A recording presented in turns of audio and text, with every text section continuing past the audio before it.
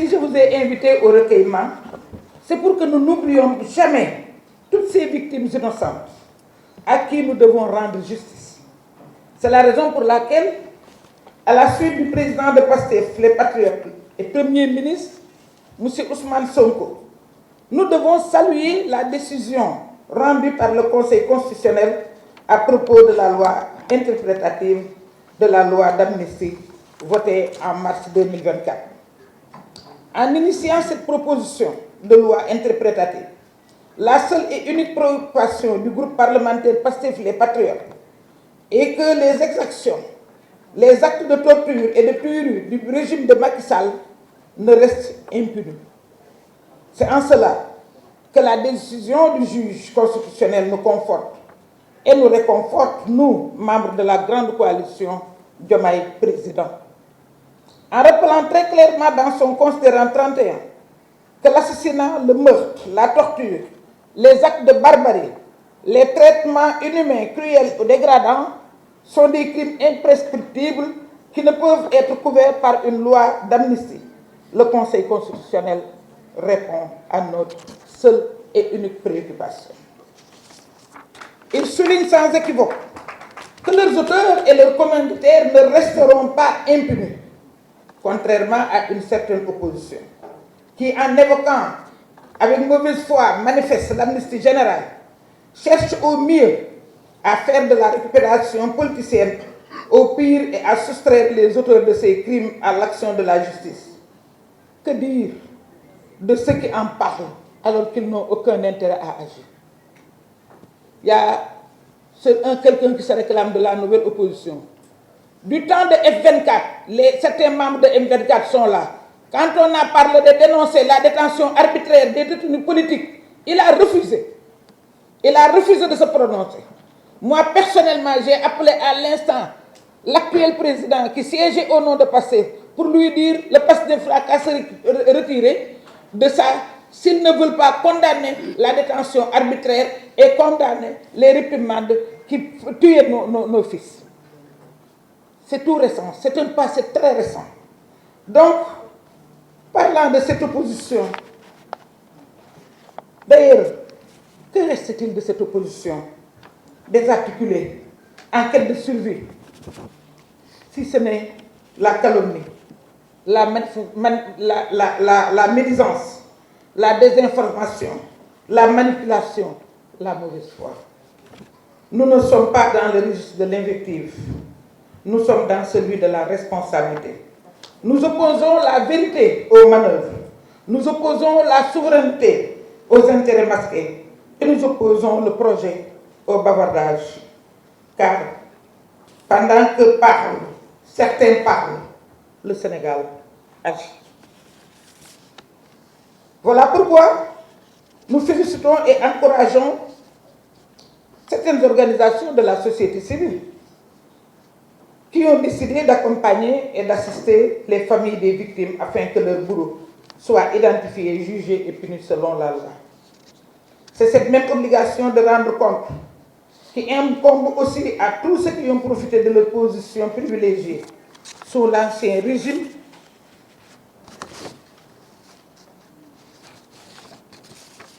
pour détourner nos deniers publics ou les milliards destinés au fonds Force Covid. Parlons du dossier fonds Force Covid. Je parle sous le contrôle de mon ami et frère, le ministre Guirassy. Quand le président Macky Sall a reçu tous les partis, parce que c'est après qu'il en a fait du folklore, mais quand il a commencé à se concerter, nous étions partis en tant que parti représenté à l'Assemblée nationale. Et à ce moment-là, il nous avait parlé de loi d'habilitation. Seul le Premier ministre, Ousmane Sonko, avait fait des réserves. Il avait émis des réserves. Moi, je pensais connaître l'homme. Et à partir du moment où l'heure était grave, j'ai dit que si on pouvait, à partir du palais, voter la loi d'habilitation, on allait le faire. Ousmane Sonko, à sa sortie de l'audience, a émis des réserves. comme il a l'habitude de le faire, en grand visionnaire, il a émis des réserves et il a posé un certain nombre de questions. Nous, ça fait connu. Aveuglément, on l'a cru et on lui a offert sur un plateau d'argent cette loi d'habilitation, monsieur le ministre, à l'Assemblée nationale. Nous étions là à l'accompagner, disant même qu'à chaque fois qu'il nous propose un texte concernant la Covid, nous allons, sans chercher à savoir, nous allons voter le texte. Voilà ce que ça nous a amené. Est-ce que ce n'est pas cela la haute trahison? Je vous lance la question. Dites-moi si ce n'est pas là la haute trahison. Il ne s'agit d'aucun acharnement, ni de règlement de compte politique, encore moins de chasse aux sorcières comme certains veulent le faire croire. La procédure les concernant est scrupuleusement respectée. Leurs droits leur sont garantis, y compris la présomption d'innocence, comme en témoigne le récent point de presse des procureurs. Ils se sont même gardés, les procureurs, de jeter quiconque en pâture, contrairement à ce à quoi nous étions habitués ces dernières années. Simplement, au nom de la reddition des comptes, ils sont appelés à rendre compte de leur gestion. Ils soulignent sans équivoque que leurs auteurs et leurs commanditaires ne resteront pas impunis, contrairement à une certaine opposition qui, en invoquant une mauvaise foi manifeste, l'amnistie générale cherche à nous faire oublier ce qui s'était passé.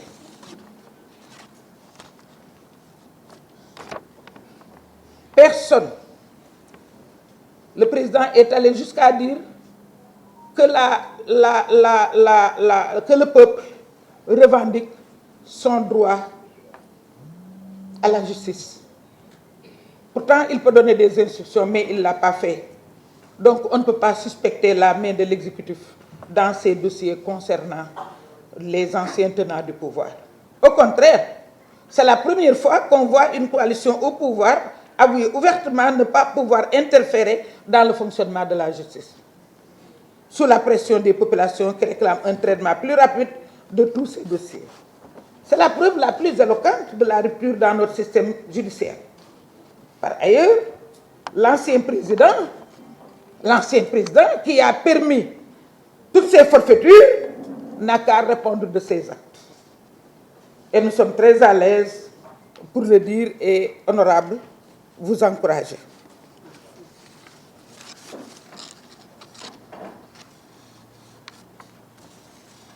Nous avons assez d'arguments à opposer à l'opposition. Nous opposons la vérité aux manœuvres.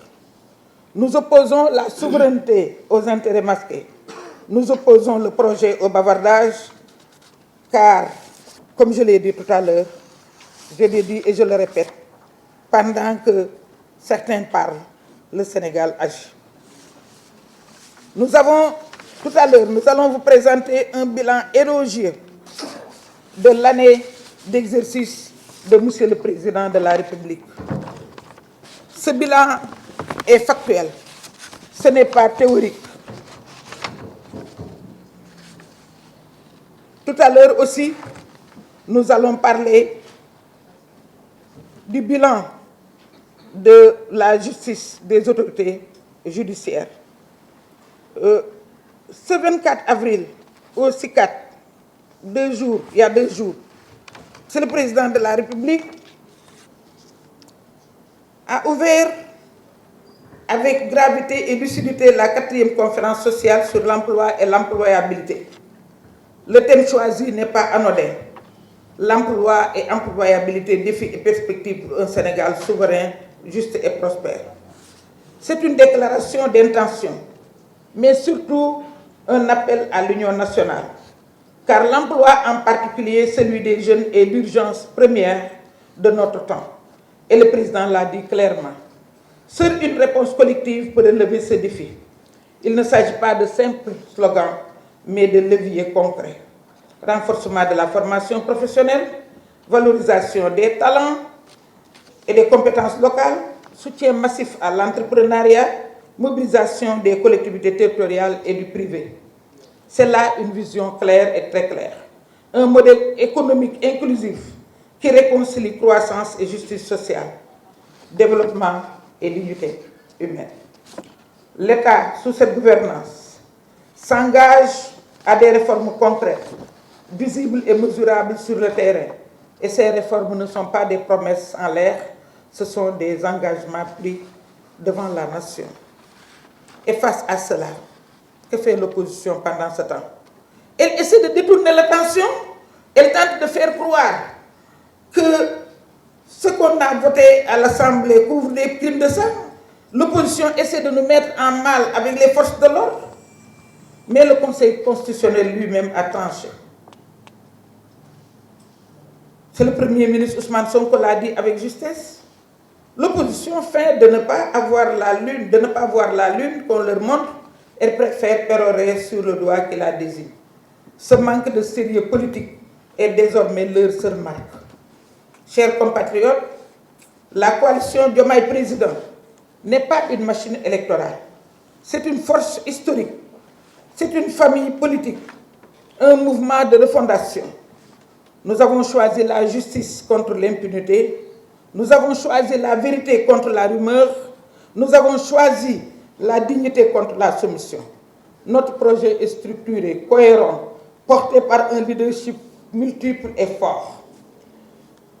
Le président Bassirou Diomaye Faye, garant de l'État, le Premier ministre Ousmane Sonko, éclaireur de la voie, et nous, la coalition, engagés sur tous les fronts, à chaque poste, dans chaque région, jusqu'à Kédougou, dans chaque secteur, nous agissons. Je le dis à mon nom propre et au nom de tous les leaders. Nous sommes les gardiens de cet élan. Nous portons la voix de la République. Nous serons la mémoire du peuple parce que nous avons joué notre partition. La route est longue, mais nous avons franchi les premiers caps avec dignité. Nous avons affronté la tempête devant un homme puissant, un homme riche, un homme qui n'avait aucune considération pour les lois de la République, Macky Sall. Pourtant, nous avons tenu bon. Ce n'est pas le moment de douter, ni de capituler. C'est le moment de nous mobiliser, de rester soudés et de nous redoubler d'efforts. Nous allons, avant de conclure, je fais un rappel, certainement nous y reviendrons après la présentation du bilan. Parce que le mois de mai sera une période charnière. Déjà le 1er mai, le monsieur le président l'a annoncé avant-hier, va recevoir le cahier de doléances des syndicalistes. Pourtant, il reste toute la tradition, mais toute l'année, il a conservé les relations, lui et son Premier ministre, avec les syndicalistes. Le dialogue n'a jamais été interrompu. Pour la première fois au Sénégal, où le président ne voyait les syndicalistes que le 1er mai. Goulet. Et non seulement ce sera une période charnière, mais ce sera la période pendant laquelle le dialogue social est convoqué. Le dialogue social, parlons-en. Vous pouvez être les maîtres. Nous sommes en démocratie. Tous les partis seront invités. Mais vous, de la coalition Diomaye Président, commencez à réfléchir. Commencez à faire des propositions. Soyez une force de proposition parce que vous allez jouer un grand rôle pendant ce dialogue. Donc, personne ne vous laissera en rade. Le président Diomaye Faye, encore moins. Donc, je pense que vous avez une partition à jouer. J'avais écrit beaucoup de choses, mais je n'aurai pas le temps de tout dire. Peut-être nous reviendrons à tout cela pendant les débats. Monsieur le ministre, mesdames, messieurs, chers leaders, je vous remercie.